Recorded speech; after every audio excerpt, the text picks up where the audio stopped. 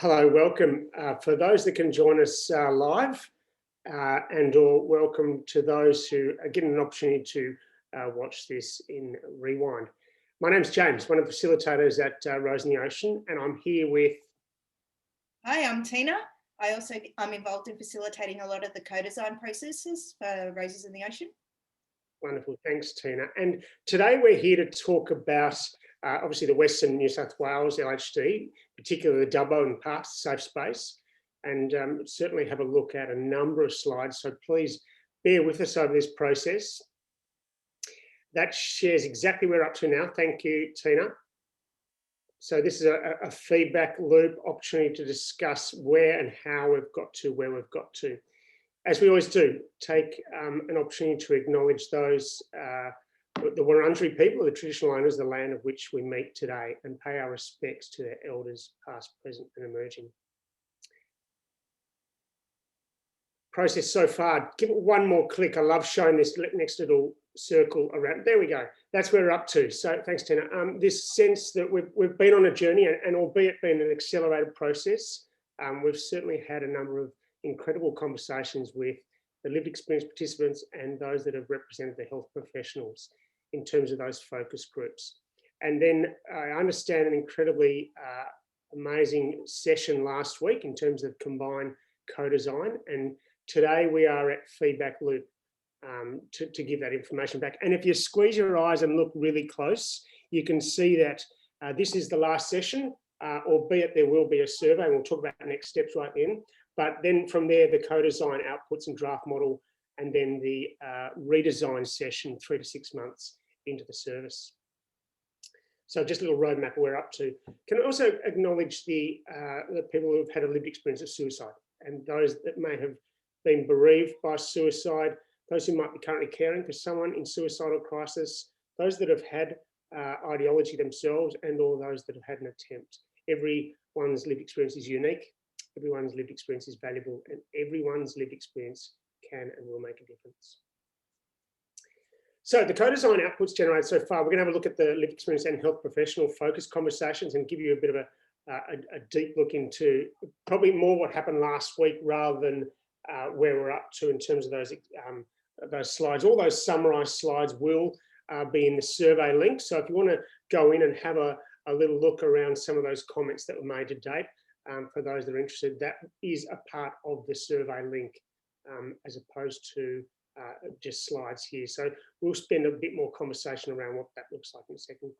The perspectives, the activities with people who've experienced so far, we looked at that and captured their experiences from a diverse range of perspectives. As I mentioned, those that have had ideology, survived an attempt, currently caring for someone, or those that are bereaved by suicide. They're the perspectives of those individuals that we've worked with. And the activities, certainly with the health professionals, those that we've worked with and had part of this process, a registered nurse, the Towards Zero Suicides District Coordinator, clinical psychologist who working in the older person's men's health, and mental health social work. We don't have names attached to that, but you guys know who you are, and thank you for that. We took people through a journey, the touch points, particularly looking around the feelings, needs and ideas around what an alternative to safe space, alternative to ED would look like. And taking people through those emotions and feelings experienced by those individuals who were seeking that support. Really explore the reasons why they felt that way and what needs they had at each stage of those processes. Those processes being from those touch points as described there, from the finding, the arrival initial assessment, the waiting time, the treatment support, and then the departure or the leaving the ED area. And then brought together the joint co-design session, which I love the way you did. These slides just say exactly what I'm going to say, which is fine. But then the joint co-design session, which took us into the aims of the combined co-design session and the idea of getting to know each other and understand what are the really important things for the participants and determine the values of the local safe space. Spend a bit of time on this, and it's really important to get a sense of what are those key values for the safe space. Reaching agreement between the participants, be it the lived experience and health professionals, around the key elements of this safe space, again, making sure that these are aligned with the New South Wales Ministry of Health requirements. Gaining agreement on what are the non-negotiables, what are the things that really had to be a part of this local safe space, and be able to try and prioritise those as well. And then the final session was to consolidate core values and draft guiding principles for this safe space. Oh, so James, I might take over from here. Please. Yeah, this is your little baby part. Yep, thank you. So we really did we had a whole day on Friday on Zoom, bringing together a whole lot of people who had either lived experience of suicide themselves or experience as a health professional. And everyone who was there came from the Parkes and Dubbo area or the small towns that surround that area. And it was actually the biggest group we've brought together in this co-design process so far, and represented such a huge range of perspectives. So we got some fantastic conversations happening. And as James said, the first thing that we talked about when we all came together was what will be the values and the principles that will guide the safe space. So in terms of values, we had a number of values that have already been co-designed by the Ministry of Health. You can see them there on the left of the screen. So that the space has to be person-centered, risk-tolerant, non-judgmental, welcoming, responsive, compassionate, strengths-focused, hopeful, holistic, self-determination, empowerment, human connection, collaboration, integration, respectful, evidence-based, dignity, inclusion, and choice. And so what we were really interested in was which of these values are particularly important to people who are living in your LHD. So the values that came out as being most important for the Parkes Dubbo region were honesty, empathy, inclusivity. Privacy and confidentiality was really highlighted. That's particularly important to people who are living in tight communities. Comfort, mindfulness, listening, availability, and by that they mean that the support needs to be available when people need it. Loving, trust, recovery focused, flexible, empowerment, non-clinical, dignity, and collaboration. And we also worked with people with lived experience who were at the co-design session to draft some principles that can form the basis for the service that's delivered in your new safe space. And these are, I guess you might say, a work in progress. So these are a starting point, and these will develop further over time. So the principles that people with lived experience came up with were, first and most importantly, to acknowledge the traditional owners of the land, as well as other cultures within the region, and to stress that all cultures are welcome. Confidentiality is a must. Everyone is equal. Treat people with respect and dignity at all times. No drugs or alcohol to be consumed on site. Cigarettes need to be smoked outside. And this next one was seen as particularly important, that your past doesn't depict your future. The space is inclusive for everyone, and also acknowledging that everyone is on a unique journey. We all walk the same path, just a bit slower or faster, or have different stops along the way. So it's always great to see principles that are very unique to the region of the area that we're co-designing coming out in that process. My apologies, it is on silent mode, but for some reason it keeps breaking free. So the next thing that we had a chat about was how is the safe space actually going to meet the needs of the guests who come seeking support? And we got these ideas from both people who are health professionals in your region and people with lived experience, and came up with some really detailed descriptions of what you'd like your safe space to look like. So in terms of the practical needs of the safe space and how they will be met, and the physical environment of the safe space, there will be bright colours, a calm environment that's warm and welcoming. People talked about it being like a homely atmosphere, like a house, rather than being like a hospital environment.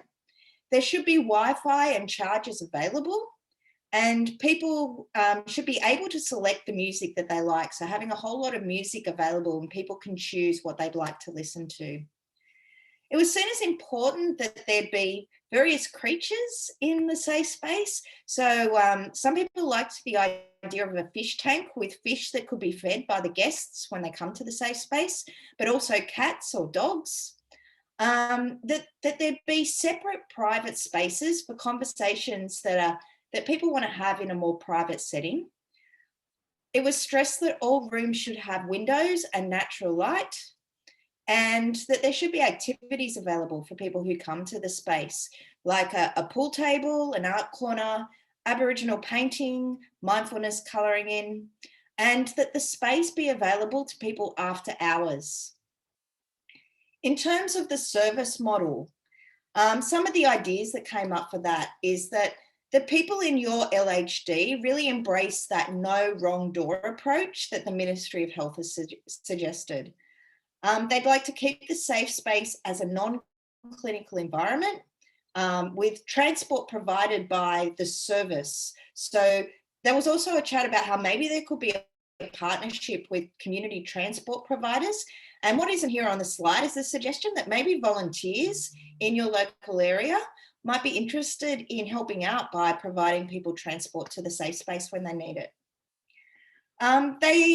There was conversation around providing support for carers and families who also come to the safe space, and that it should be suitable and safe for all ages, all genders, all ethnicities. So people of great diversity should feel like it's a safe space for them.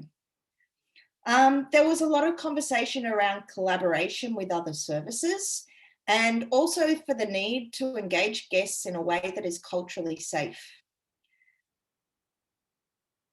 There was an idea that the safe space should endeavour to unpack the underlying reasons why someone is experiencing thoughts of suicide, and that some people may need to go to hospital, and it's important to figure out and gain agreement on where that threshold is for when people will need to be referred to the hospital. So that's an area for further conversation to take place. There should be access to peer support for people that visit the space, that people will need someone just to sit there and talk with them.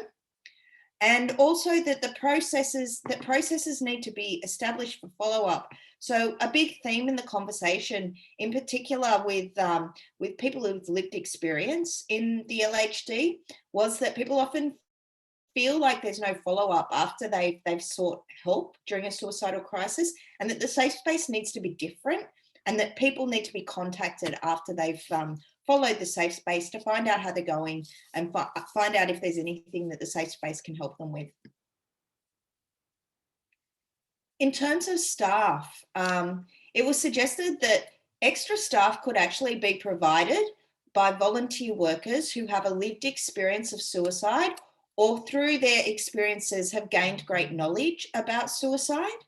And this was actually an idea that was talked about quite a lot, because people were concerned that the staff that's being provided of 2 full-time suicide prevention peer workers won't enable the safe space to be open for the hours that the people in the combined session would like to see it open for. And so the suggestion was that if volunteers are engaged and volunteers are able to help out at the safe space, that might mean that the space can be open for more hours and that services might be provided for more people. It was stressed that any volunteers at the safe space would need to be trained, for example, doing the assist training. There was also something that was quite prominent in the conversation, was the need for guidance from Aboriginal elders around the staff who are working in the safe space. So there'd need to be, because of the need to meet the needs of people who are Aboriginal who are seeking support from the safe space, that all staff would need that guidance from elders. What doesn't actually appear on this slide, but something that was made as a point by members of the Aboriginal community who were present at the combined session, they said it's not just Aboriginal elders, that all cultures have elders and who know a lot about the cultural needs of members of their community, and that generally all elders of communities need to be consulted by staff of the staffs of the safe space. Another point that was made was that in order to, in particular, meet the needs of Aboriginal members of the community, that there needs to ideally be a male and a female Aboriginal worker at the time. And so the ability to connect with somebody who is a member of the Aboriginal community, but also meeting those gender needs that people often have when they're sitting down to have a conversation with someone. It was stressed that peer workers need to be trained in mental health first aid, and that all workers need to be trained in Aboriginal cultural competency. Staff need to understand different levels of distress so that they can respond in an appropriate way to different people who come into the safe space. And nobody in the safe space should wear uniforms. So people in your LHD would like the safe space to have a very casual atmosphere. It was suggested that there may be the need for the presence of security, but that if that is required, it needs to be discreet and it also needs to be transparent. In terms of education and training, there was a great suggestion that we've only heard come up with in this local health district in the co-design process, that if the safe space isn't actually going to be open all the time, that there will be times when it's closed and not being used, and that at those times the safe space could be used to provide suicide prevention training to the community. So other organisations could come into the safe space and use it to deliver that training.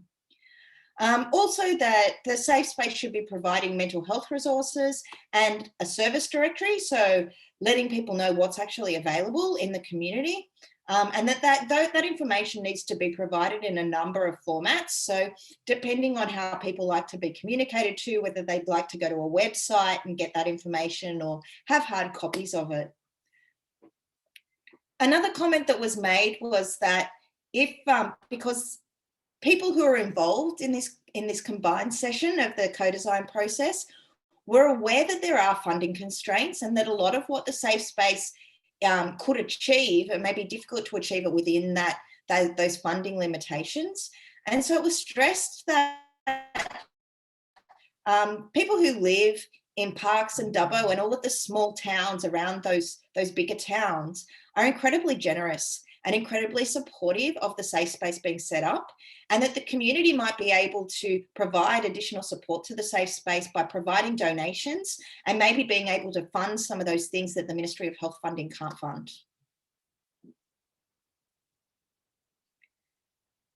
So the biggest part of the workshop was actually having conversations around 3 scenarios.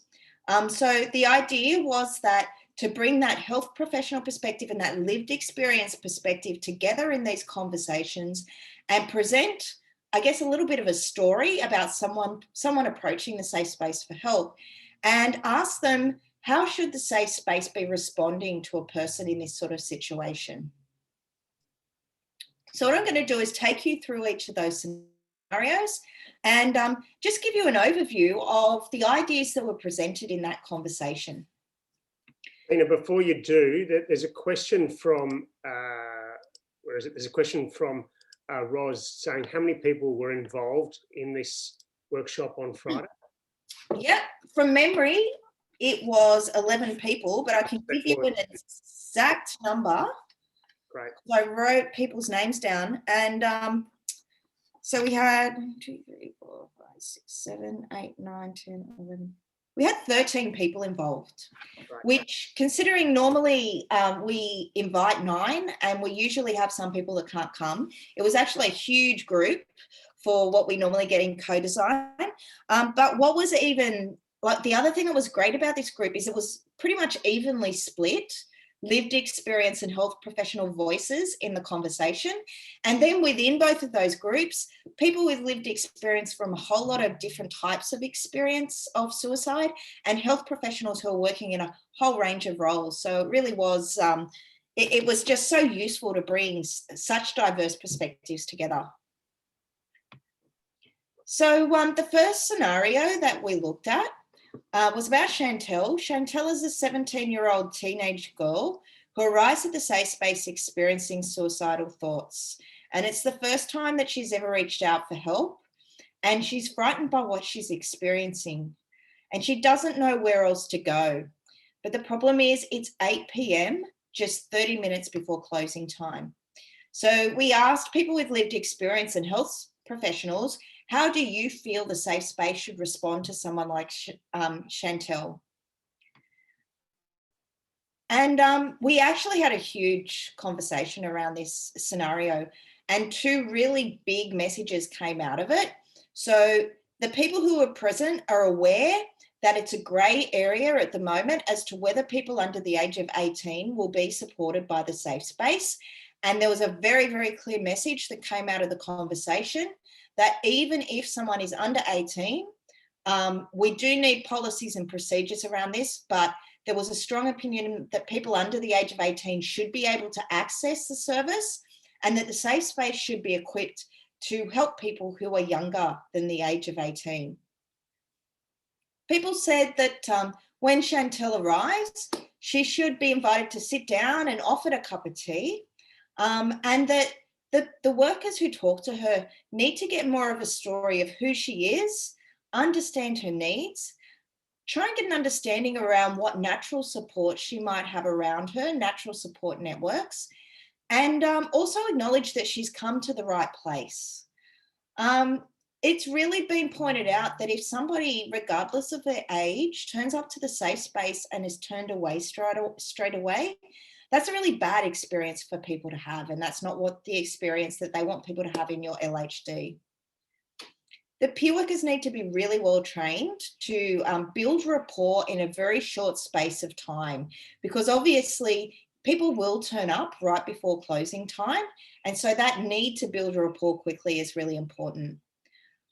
It was pointed out that the safe space should have partnerships with youth workers and youth programs so that someone like Chantel can be connected with the best support, and that the model should be flexible enough to allow someone to stay until they're safe. So pretty much everyone involved in the room felt that it's not appropriate to rush someone like Chantel out of the safe space. Comments were made about the duty of care of the safe space for Chantel to make sure that she's got somewhere safe to be overnight.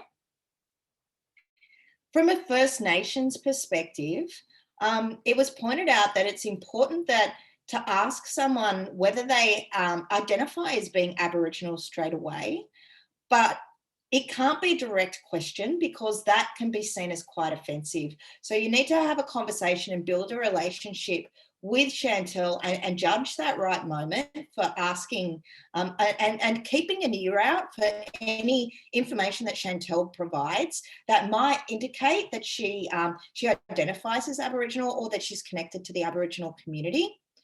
And that means that the person who's having that conversation will need to be really well trained in mental health, but also really well trained in cultural safety and cultural awareness. But if Chantel does say something that indicates that she identifies as Aboriginal or refers to her Aboriginality in any way, the important thing is that she is connected back to community and back to families, and there need to be conversations around how she can be supported to do that. Some other comments on this scenario, that there needs to be written documents available about the services that are, I guess, available for someone like Chantel or anyone who approaches the safe space, where they can also go to get help, places that they can get linked into for support. Because of the fact that these are really tight-knit towns, that it'd be good if Chantel knows about privacy and confidentiality protocols so she can feel really safe around that. The workers in the safe space should be highly skilled and trained in suicide first aid, and have other options available. So some of the options that were mentioned were things like, perhaps the emergency department at the hospital, but also Headspace and youth workers.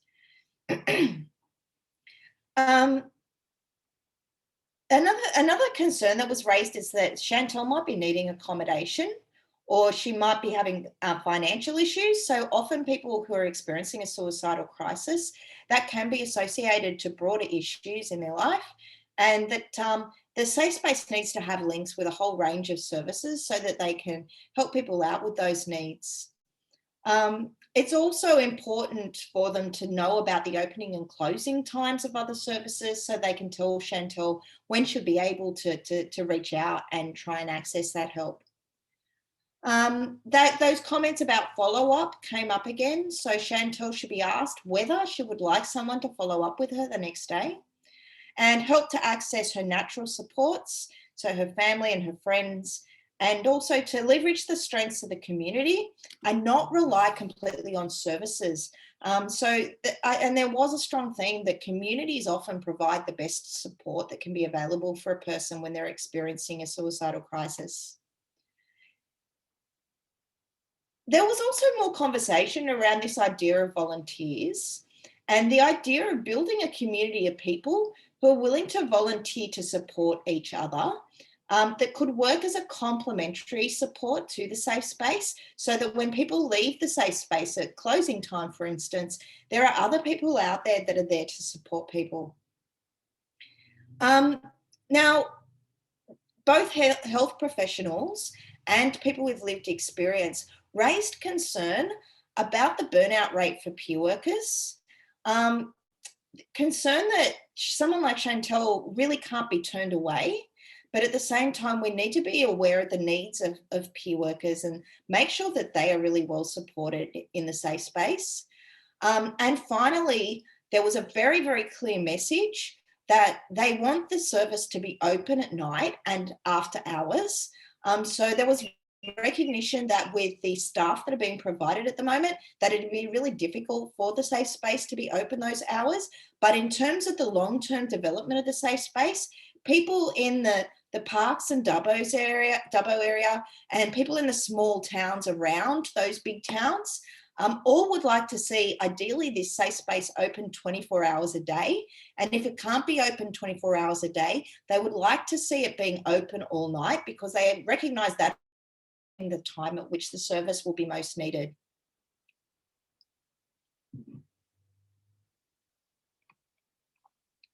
So this is the second scenario that we took a look at in this combined session. And it's about Leanne. Leanne walks into the safe space and she knows the safe space well, having visited for a few weeks in a row. She had previously told an SP peer worker that it's a place where she can relax for a while, knowing that she's safe from self-harming while she's there. Tonight, she appears to be intoxicated, and she is quite agitated that the peer worker, who she now feels she can trust, isn't available to talk with her. She's becoming quite loud and insistent, and another guest has indicated that this is making them uncomfortable. So in terms of Leanne's situation, there are a number of suggestions made about how the safe space should respond to someone like Leanne. And it was stressed that having the chance to sit down and talk with someone is a priority, and that even if a person is intoxicated, they still need that chance to sit down and talk with someone.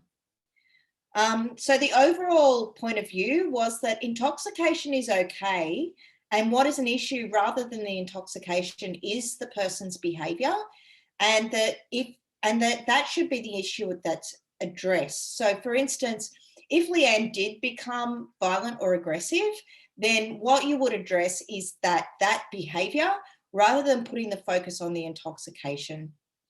Comments were made that if Leanne is presenting a risk for face-to-face engagement, that maybe she could go home and phone the safe space, and that might be a way to manage those risks, and that at all times, rather than saying there's a risk and we're not going to provide you a service, instead the focus needs to be on how might we be able to address this risk and manage this risk so that the person can still receive support. It was pointed out in the conversation that Leanne is not aggressive yet. She's just a little agitated, and that she shouldn't be excluded from the safe space, that we really need to maintain this no wrong door approach. That staff need to be skilled at working with people who are in higher levels of distress. And there's some concerns around safety when people are intoxicated. So there was recognition that there could be issues there. There was a suggestion that didn't have complete agreement, but the suggestion was that there could be cameras in the safe space that recorded visual footage but didn't record audio. So an attempt to maintain confidentiality by not recording what people say, but still something that could, I guess, keep an eye on what was happening in the safe space. But there were other people who were of the opinion that if there were cameras in the safe space, that could be a real barrier for people in terms of engaging with it. So that might be something that the LHD can have more conversations with people about. Another person observed that Leanne is known to the safe space and she's comfortable in the safe space, and that this could be really beneficial when working out how to manage the needs of Leanne and the other person in the safe space who is feeling uncomfortable with the way that she's becoming a little bit agitated. In terms of what the workers should do, the group felt that the workers should speak to Leanne in a space where she won't upset other guests. And that's why they feel it's really important that there be, for instance, an outside space or somewhere else where someone like Leanne can have a conversation with a worker without upsetting other people. She should be offered a cup of tea or coffee or water and offered the chance to talk. Also, the workers need to appreciate that Leanne may not realise that she's speaking loudly and aggressively. And so maybe the worker might simply need to let Leanne know that she is speaking quite loudly, and that could actually address the problem. Leanne should be offered which worker she'd like to speak to from a range of workers. And she should be asked what's going on. There should be real genuine efforts to find out what has happened that has brought her into the safe space. And most importantly, Leanne needs to be listened to. It was really stressed that there could be an opportunity here to de-escalate this situation, and that opportunity needs to be taken. And also to find out if Leanne is connected to any other services who might be able to help in calming her and supporting her. The overall message that came out of the conversation about Leanne was that it's important that everyone is treated with respect, empathy, and dignity, because these are the value of the safe space. And that includes people who might be intoxicated, and it includes people that might be becoming a little bit agitated. Everyone's entitled to that respect, empathy, and dignity. It's also important, though, and it was noted, that guests do not become reliant on a single worker in the safe space. So they stressed that people should be introduced to the rest of the team so that there's always someone that they're comfortable speaking to. So this is the third scenario that we had a look at. This one's about Amanda, and Amanda is a 20-year-old woman with a history of past suicide attempts who comes into the safe space extremely distressed. She says that her life is not worth living and that she's tried everything to stop feeling this way. She tells the SPP worker that she's been on dozens of medications, she's tried therapy for childhood trauma, she's done everything her psychologists have told her, but nothing ever works and she has run out of options. When the worker asks if she has plans to kill herself, she tells them that she has access to means and that she's just waiting for her mum and dad to leave her alone so that she can put her plan to end her life into action. Her history of previous suicide attempts is known to one of the safe space peer workers who has previously supported her in the emergency department. So this scenario brought up some very very strong points of view from people who are present in the combined session. The thing that was stressed was there is primarily a need to keep Amanda safe, to keep the lines of communication open, and the need to access someone to listen to her, to develop trust, and to sit with her. And that the safe space really is the perfect place for her to find someone like that. So Amanda in the scenario has a large amount of medication, and it was commented that this is something that needs to be addressed, but the best way to address that is through collaboration with Amanda, so with her cooperation. Again, the importance of peer worker training was stressed, that staff need to be adequately trained to address the needs of someone who is in a crisis, and that what Amanda needs is engaging, deep listening, supporting, and someone to sit with her. And that's what's critical at this point in time. It was suggested that Amanda could be coached to contact her parents because she's made reference to her family, and that this should be a priority, and to try and find out who her friends are and figure out how they can support her as well, because it would seem that Amanda isn't communicating about what's going on for her with her parents at the moment. The safe space staff should be mindful that Amanda has presented to the safe space for a reason. So to explain this, and this is a direct quote from one of the participants who has lived experience, and she commented that if she were in Amanda's situation and approaching the safe space, she said, in your head, you don't want to be a burden to the people around you. You don't want to go to your parents. You don't want to go to your friends. So that was a response to the suggestion that we try and link Amanda up to her parents and her friends, and a comment that the fact that she's come to the safe space for support could be a sign that maybe that's not where she wants to be supported. So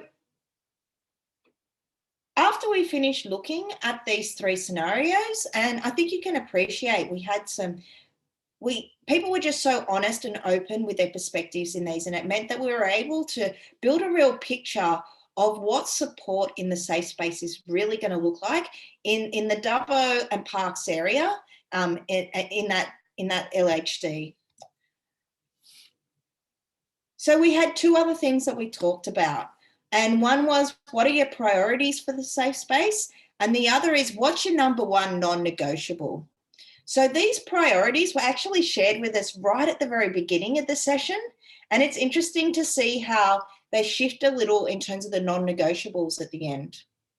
So the priorities were, if this safe space saves one life, that is amazing. Any more than that is a bonus. Okay, so the idea that the priority should be even just focusing on saving one life, but as many as possible. Priority of kind staff who have lived experience. The space needs to be inclusive for all, including First Nations people. The space and services provided need to be culturally safe. The model needs to evolve over time and continuously meet the needs of people over time. So the idea that it's not going to be set in concrete. The project needs to be followed through and successful. And there's a priority of safety for everyone involved. And that includes guests and staff and everyone who's involved in the safe space. A priority of improving access to appropriate supports in the after hours period. A focus on education to get people to get rid of the stigma around suicide and mental health. And a place where people can talk openly about their experiences. There should be a focus on collaborative practice, and safety is key.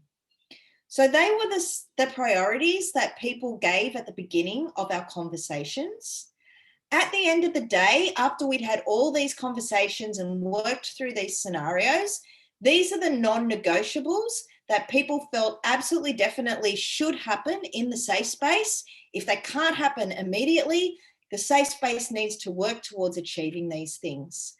So the first thing is opening hours need to be flexible, and it needs to be open as much as possible. There needs to be no age limit. We need to provide options and not rush people when they come into the space. So really master the art of listening. There needs to be safety for peer workers and safety for guests. And things do need to be escalated when there's a need for clinical intervention. Most importantly, don't turn people away.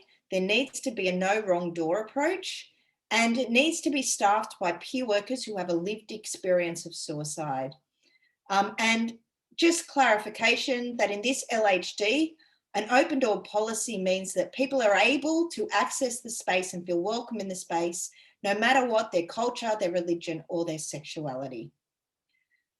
So that brings us to the end of all the information we were able to gather from people, from Parkes and Dubbo and surrounding towns during our combined session last Friday. What an awesome effort. Thank you, Tina, and also for those that are involved in that session. So quick, 2 more slides left to let people know we're up to. Next steps, the survey feedback is open from now, this afternoon, until the 17th of December. So there's the URL there. Get an opportunity to get on there. Please do. As we mentioned at the start, the summarised, all the other sort of slides around some of that initial feedback can be accessed there. The final collation of all co-design outputs will be shared with participants after that 17th of December when the feedback loop closes. And then the outputs to be handed over to the LHD for implementation. And then, fingers crossed, the safe space opens. 3 to 6 months post that process, a redesign process will begin involving the co-design participants and guests of the safe space. The last slide, and yet absolutely shouldn't always be the last slide, but it's the thank yous. It's the thank yous. That's all right, I know what it says. It's the thank yous for everyone that's been involved in this process, from the health professionals to those that have had a lived experience, and of course the LHD staff as well that contributed to the process. All of your input has been absolutely invaluable. To wrap, last thing to those, because I see that we've got a few participants online. If there's any comments, questions or concerns or anything that you'd like to raise, we'll give you some time now to open up the question line. Yeah, and just while we're waiting for any questions to come in, guys, this survey is how we get that much broader range of input from people who are living in your LHD. So tell people about it, spread the word. We want as broad a perspective from people who have lived experience of suicide and people who work as health professionals in the area. And, you know, the more people who contribute to that survey, the better the picture of what is wanted in this LHD. And, you know, it's important that we try and capture, you know, the fact that some people do have slightly different ideas. So please do encourage people to be involved in the survey. The slides we've just shown you, they will be available along with the slides that actually summarise everything from the early processes, so people can check them out. The link is also available on the Roses in the Ocean website. So yeah, just really encourage you not just to be involved yourself, but to spread the word, send the link out to your mates, send your link out to your colleagues, and ask them to offer some feedback as well. Well said, thanks Tina. So the chat line's open, but there's no questions. So can assume that. Okay, we've got a question here. Oh, here we go. Do you know if there has been any joy on potential locations for Dubbo and Parkes? Unfortunately, no, I haven't been given any information about that. My understanding is that they're still trying to work out where exactly the safe spaces will be. We do know that there will be one safe space in Dubbo and one safe space in Parkes. So your LHD is getting 2, which is great to see. And what I would suggest is that you keep in contact with the LHD. So in particular, I think Martin is who I think a lot of you met, responsible for a lot of the Towards Zero initiatives. He might be able to keep you updated with that. Some more questions. Martin's got in contact. Thank you. So Martin says, we're still looking at possible venues and any suggestions are most welcome. So you might want to make some of those suggestions through the survey. That would be great. Another question here. Has there been any discussion with community transport for the smaller towns to allow clients to access these safe spaces? So that's a suggestion that came out on Friday. So we haven't even given our report yet to the LHD because we get all of this survey feedback. So I would imagine, again, I'm sure Martin can get back to you on those sorts of things. But that's one of the suggestions that will definitely be in that report that we pass on to the LHD. And then the LHD can follow that up. Tina, I think Martin's even offered up his email address there, martin.davis@health.nsw.gov.au. Thanks for that, Martin. So yeah, and again, anybody who was grabbing a pen at that time, we'll just read that out again. So it's MARTIN, Martin.Davis, D-A-V-S. No, D-A-V-I-S. Oh, I need new glasses. Davis, D-A-V-I-S, at health.newsouthwales.gov.au. So yeah, thanks Roz for letting us know public transport isn't an option. That's definitely something that we talked about on Friday. And there are a few ideas around that came up. So connections with community transport was one of them. The idea that people might want to volunteer to provide transport for people was another one. And another idea that came up, which didn't get into the summary, which was a great idea, was that people might be able to interact virtually with the safe space. So maybe have a conversation with a suicide prevention peer worker using something like Zoom, might be able to participate or interact with other guests in the safe space using online facilities. So we're definitely aware that this is something that needs to be addressed. Please, Ross, make sure you mention that need for transport in the survey. Please go and do the survey and make sure that you raise that so that that's definitely something that's raised as an important issue. So any other questions or comments?